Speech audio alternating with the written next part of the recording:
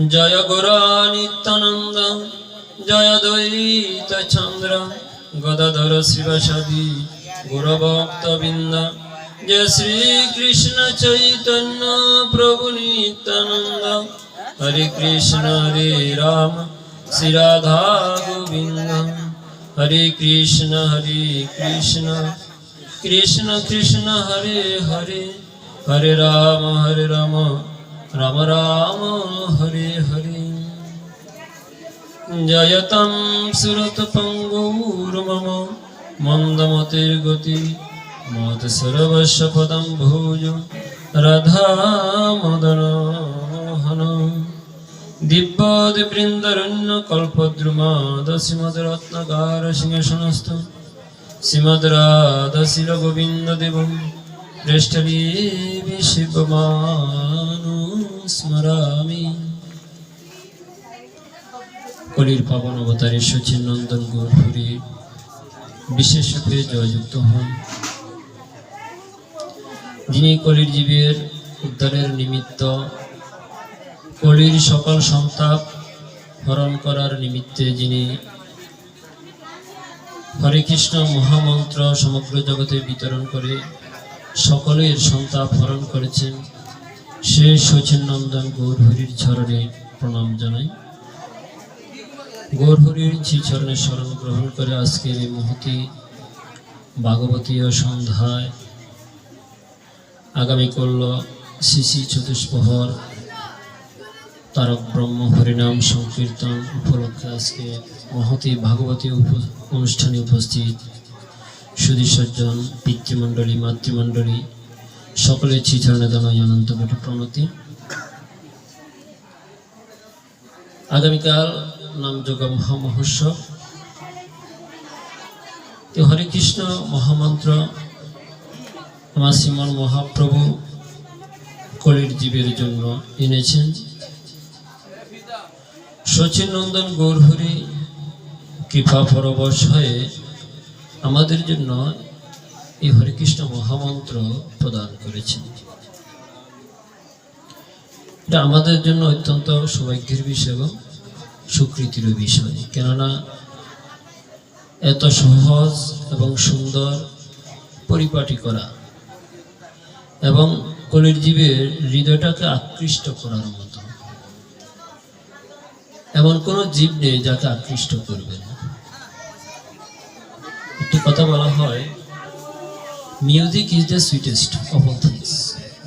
সঙ্গীত হচ্ছে সকল বস্তুর মধ্যে সবচেয়ে বেশি মধুর, সুমধুর। তো মহাপ্রভু জানেন এই কলির জীবকে আকৃষ্ট করার জন্য নাম ব্যতীত সুর ব্যতীত অন্য কোনো উপায় নেই। কলিযুগ এই কলির জীব আমরা সকলেই কিন্তু খুব বিপদের মধ্যে আছি, জানেন, আমরা মহা বিপদের মধ্যে আছি, কিন্তু আমরা জানি না আমরা কোন বিপদের মধ্যে আছি। আমরা কি জানি আমরা সবাই বিপদের মধ্যে আছি? আমরা তো মনে করুন সবাই খুশিতেই আমাদের আনন্দে এই দিনটা যাচ্ছে, আমরা এমনই মনে করছি, কিন্তু প্রকৃতপক্ষে এই জগতে আমরা কেউই সুখী নই। আমাদের মধ্যে যে সাময়িক আনন্দটা চৈতন্য চরিতামৃতে বলা হচ্ছে না, আমাদের এই সাময়িক আনন্দটা আনন্দ নয়, এ হচ্ছে মায়ার সাময়িক একটু আনন্দ প্রকাশ। বাস্তবিক পক্ষে এটা আনন্দ নহে।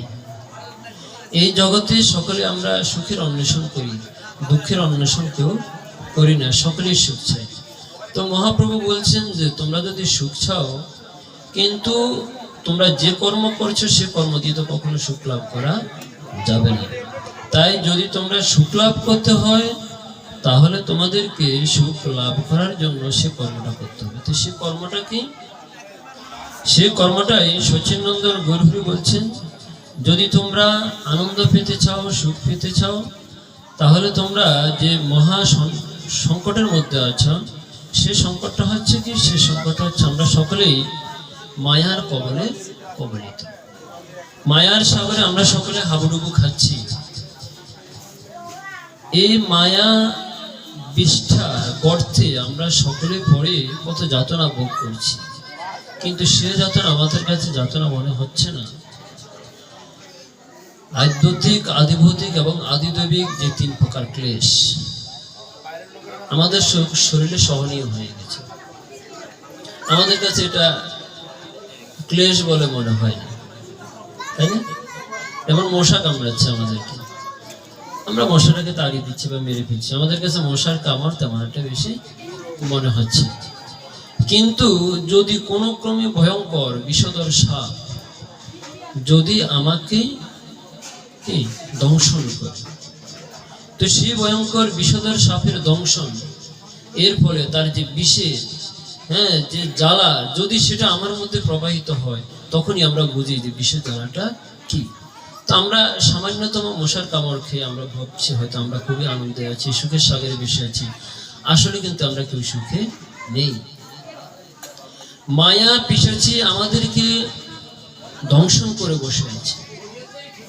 তো এই মায়া পিশাচির কবলে যে আমরা পড়ে আছি আমরা নিজেরাই বুঝি না, কেননা যেদিকে তাকাই সব দিকে তো মায়া।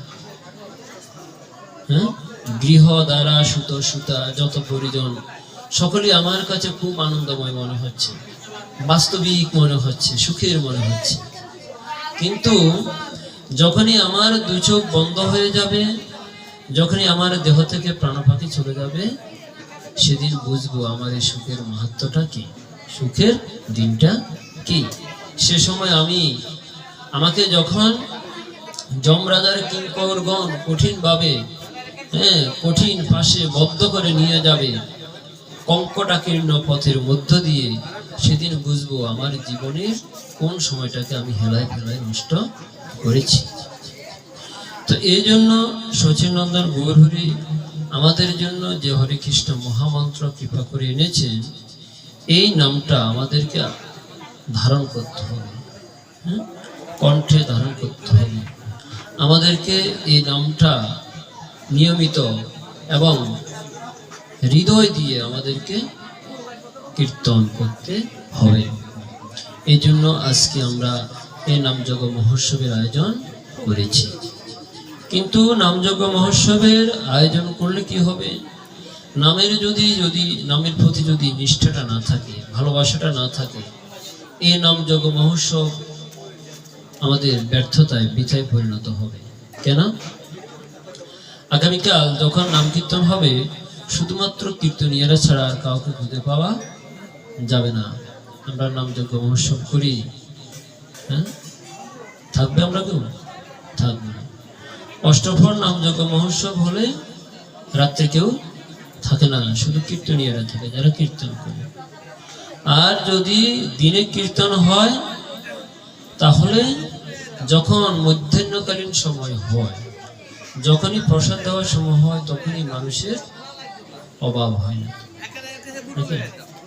এটি কথা এক বাবাজি বলেছিলেন, পাঠের সময় মানুষ নেই আর খাওয়ার সময় জায়গা নেই। মানে পাঠের সময় কাউকে শ্রোতা খুঁজে পায় না, কীর্তনের সময় কেউ থাকে না, কিন্তু যখন খাওয়ার সময় হয় তখন আর জায়গা দিতে পারে না, মানুষের আর অভাব নেই।